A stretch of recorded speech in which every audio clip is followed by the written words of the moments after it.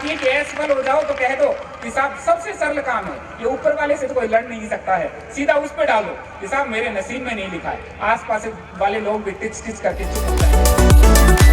3-4 चीजें कहना चाहता हूँ।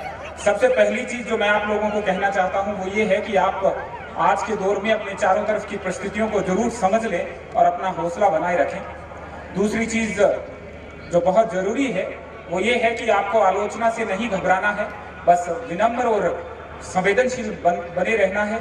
और अंतिम बात जिस पर मैं बात करूंगा वो है कि हमें किसी भी प्रकार से व्यवस्था को दोष नहीं देना है।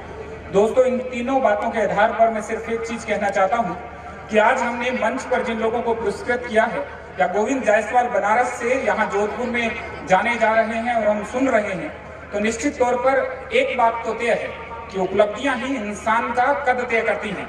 125 करोड़ लोगों के इस देश में कौन सुबह चाय के साथ क्या खाता है, लंच में किसने क्या खाया और डिनर करके सो गया है, उस इंसान के लिए तब तक कोई पहचान नहीं है जब तक समाज के सामने वो कोई अनुकरणीय उदाहरण नहीं रखता है।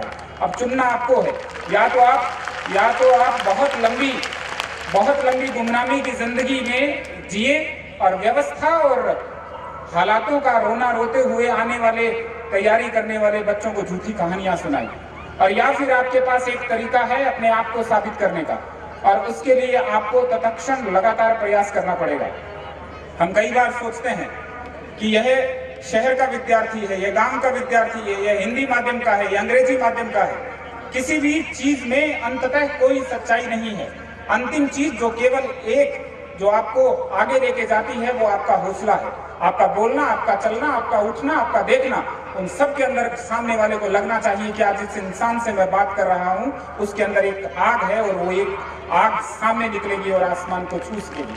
पर दिक्कत ये है कि ये हौसला बाजार से नहीं मिलता।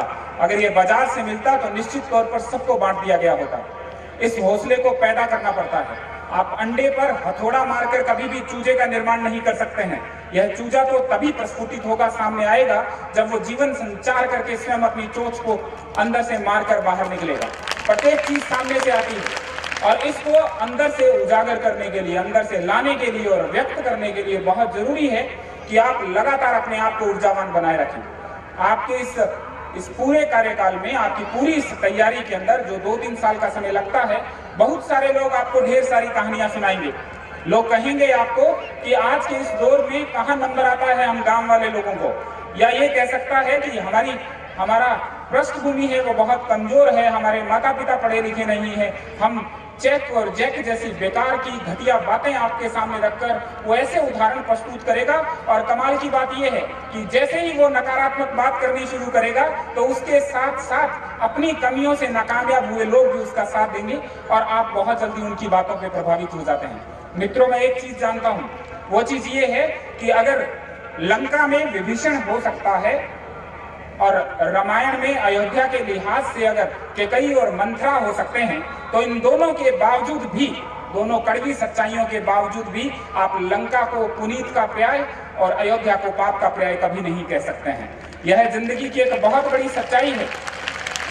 लोग दोष देते हैं कि साहब आज के जमाने में कहां बारी आती है, ये आरपीएससी है, ये है, वो है। अगर आप इतनी सारी बातें करते हैं तो निश्चित तौर पर उस श्याम सुंदर को, जो ईश्वर की हमारी देखने वाली जो दृष्टि है उससे मरहूम है, निश्चित तौर पर उसका कभी नंबर नहीं आता। कि बनारस का लड़का जिसकी डॉक्यूमेंट्री हमने देखी है, यह कोई माथे पे लिखवा कर नहीं लाया था कि मैं कामयाब हो जाऊंगा। कामयाब होने के लिए लगातार इस बात पर यकीन करना पड़ता है कि आंखें शहरी के लग जाएं चाहे ग्रामीण के लग जाएं, पढ़े लिखे व्यक्ति के लगे चाहे अनपढ़ के लगे, जब ये आंखें खुलती हैं तो आसमान एक जैसा दिखती है, और इस देखे गए एक जैसे आसमान को छूने के लिए आपको कोशिश करनी पड़ती है। पानी और पसीने में बड़ा अंतर होता है, पत्थर और नगीने में भी बड़ा अंतर होता है। मुर्दा घड़ियों की तरह सांस लेने वालों, सांस लेने में और जीने में बड़ा अंतर होता है। मैं सभी साथियों को एक चीज कहना चाहता हूं कि जब आप इस रास्ते पे चलेंगे, बहुत से लोग आपकी आलोचना करेंगे और हम में से ज्यादातर लोग उन चीजों से प्रभावित हो जाते हैं। पर इस चीज का ध्यान रखिएगा कि लोगों के पास फुर्सत नहीं है। वो एक बार कहेंगे, वो आपको पहेलियों में उलझाएंगे और अपने काम लग जाएंगे। अगर आप उनकी पहेलियों के चक्कर में आ गए तो याद रखना 10-15 सालों के बाद आप मोहल्ले में पढ़ने वाले बच्चों को संदूक के अंदर कुछ कपड़े हटाकर एक रंगीन सी फाइल निकालकर कुछ प्रमाण पत्र दिखाएंगे और मलाल करेंगे जिंदगी में कि अगर आपने कभी उस वक्त अगर अच्छी मेहनत की होती तो निश्चित तौर पर कामयाब हो गए होते। ये मलाल बहुत दुख देता है। इस वक्त को मत जाने दीजिएगा और लगातार कोशिश कीजिएगा। कहीं कुछ नहीं लिखा हुआ है कि निश्चित तौर पे सिलेक्शन के लिए 10 मंजिला स्कूलों में पढ़ना, या जिनके घर के आगे 5 कारें खड़ी होंगी उनके लिए, या जिनके माँ बाप बहुत उच्च स्तरीय नौकरी पर लगे होंगे केवल वही बच्चे सिलेक्ट होते हैं। ऐसा कहीं नहीं है। सिर्फ एक चीज आपको ले जाती है, वो है आपके अंदर का जुनून, और इस जुनून को बनाए रखिएगा, इसको लगातार अपने अंदर संजोए रखिएगा। और इसके लिए आपको अपने आसपास के माहौल को समझना है, उसको देखना है। आज जिस दौर में हम जी रहे हैं, आप चांद पर पहले कौन पहुंचा इसको सामान्य ज्ञान की किताबें बता सकती हैं। दुनिया का पहला चक्कर कौन काटा, ये चर्चा का विषय हो सकता है। इसके साथ साथ माउंट एवरेस्ट पर पहले कौन पहुंचा ये जाना जा सकता है, पर पहले के बाद 27वें, 28वें, 35वें, 45वें, 77वें उनके लिए फुर्सत नहीं है। आप अगर अपने आप को साबित करना चाहते हैं तो निश्चित तौर पर आपको अपने आप को झोंकना पड़ेगा। उम्र के जिस दौर में आप हैं, इस दौर में आपके पास 2 ही रास्ते हैं। या तो यहाँ मुझे बताया गया 17,000 कुर्सियां लगी हैं। इन 17,000 कुर्सियों में पेपर वही है, वही परीक्षा फॉर्म निकलता है, फीस वही ली जाती है, बाजार में मिलने वाली रंगीन चमकदार किताबें वही होती हैं, उनको पढ़ने वाले लोग भी वही होते हैं। पर ऐसा क्यों होता है कि कुछ लोग कामयाब होकर औरों के लिए उदाहरण बन जाते हैं और शेष बचे हुए लोग या तो अगली बार परीक्षा का फॉर्म भरते हैं या झूठी कहानियां बनाकर कुछ और लोगों को जो आगे बढ़ने की तमन्ना रखते हैं उनका पांव नीचे से काट देते हैं। इसलिए आप लगातार प्रयास करें, और लगातार प्रयास करने के लिए बहुत ज्यादा इस बात की जरूरत है कि आप जमीन पर रहें। अगर आप लोगों को पढ़ाने वाले निर्मल सर अगर इस बात को कह सकते हैं कि मैं डाटा को डाटास बोलता था और उनको लगता है कि इतना बोलने से उनकी गरिमा में कहीं कोई कमी नहीं आती है, तो निश्चित तौर पर आप मान के चलिए कि निर्मल रहना, नाम ही निर्मल है, निर्मल रहना बहुत जरूरी है। हम 55-60 साल की उम्र में स्प्लिट पर्सनैलिटी के बोझ से दब जाएंगे। इसलिए जैसे अंदर से हैं वैसे बाहर से रहें। अगर नहीं पता है तो साफ बताएंगे कि ये चीज मैं नहीं जानता हूँ। आईएएस की परीक्षा करने के बाद इस रोड पर लगने वाली चमकने वाली लाइट का नाम मुझे बाद में एक जीप चालक से पता लगा, लेकिन इसको मैं आप लोगों को बता दूंगा तो निश्चित तौर पे मेरी महीने के अंत में बनने वाली तनख्वाह में से 1.5 रुपए की या 2 रुपए की कटौती नहीं कर सकता है कोई। ये मेरे अंदर की बात है, इसलिए मैंने आपको बताई है।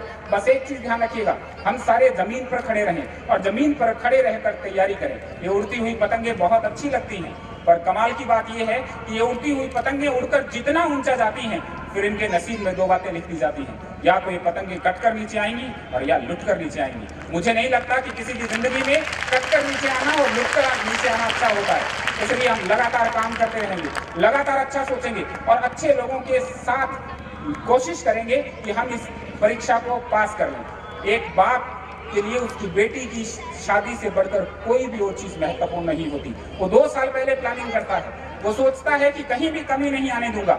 शादी हो रही होती है, पंडित फेरे कर रहा है, इस बीच पंडित कोई चीज मांगता है और बाप कहता है अरे वो तो लाना भूल गए हैं।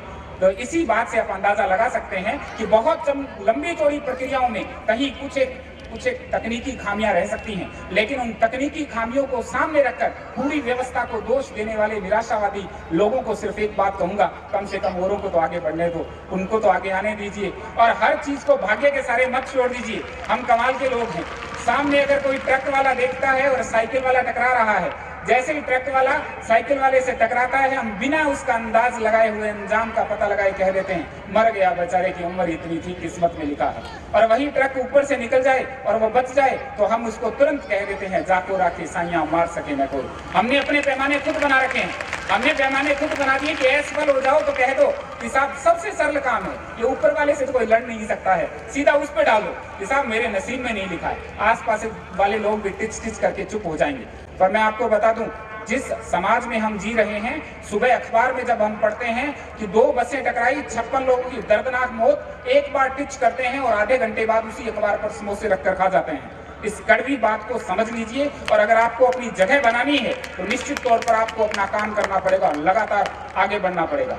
और इस जिंदगी के अंदर बस एक चीज याद रखिएगा, ए दरिया तेरा बूंद भर भी एहसान नहीं है हम पर, ए दरिया तेरा बूंद भर भी एहसान नहीं है हम पर। हमने जब भी पानी पिया है इन पहाड़ों का सीना चीर कर पानी पिया है। कम से कम आप अच्छा प्रयास करें, आप अच्छा प्रयास करें ताकि आने वाली जो पीढ़ियां हैं, आपके आसपास के बच्चे हैं, वो आगे बढ़ सकें और बहुत आगे तक पहुंच सकें। मैं एक बात संवेदनशीलता की कही थी, बस उसके साथ अपनी बात को खत्म करूंगा कि जब भी बाप अपने बेटे को या बेटी को पहली बार गोद में उठाता है, वो बाप कैसा भी हो, वो सिर्फ एक चीज सोचता है कि मैं मेरे बेटे को, मेरी बेटी को बहुत बड़ी ऊंचाइयां दूंगा। जिंदगी में जिस चीज को मैंने प्राप्त नहीं किया है, वो बेटा मेरे लिए लेकर आएगा।